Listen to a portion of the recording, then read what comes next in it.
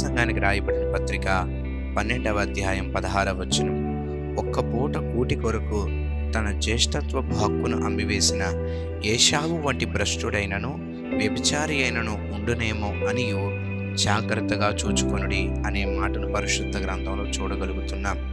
ఒక పూట కూటి కొరకు జ్యేష్ఠత్వాన్ని అమ్మేసిన ఏశావులాగా ఈ లోకం కోసం మనం మన ఆత్మీయ జీవితాన్ని, పరిశుద్ధతను అమ్మివేసేవారిగా ఉండకూడదు. అట్టి విషయంలో జాగ్రత్తగా ఉండమని బైబిల్ నేర్పిస్తుంది. కాబట్టి అట్టి జాగ్రత్త కొరకు ప్రార్థిద్దాం. మీరు కూడా ఏకీభవించండి. పరిశుద్ధుడవై ఉన్న తండ్రి, ఈ సన్నిధిలో ఏశావు వంటి వారిగా కాకుండా మా పరిశుద్ధత విషయంలో, నీతి విషయంలో, భక్తి విషయంలో వాటి విలువను గుర్తించిన వారమే జాగ్రత్తగా ఉండునట్లుగా మాకు వివేచన దయచేయమని ప్రార్థిస్తూ ఉన్నాం. నీ కృపలో మమ్మల్ని బలపరచమని యేసు నామములో ప్రార్థిస్తున్నాము తండ్రి.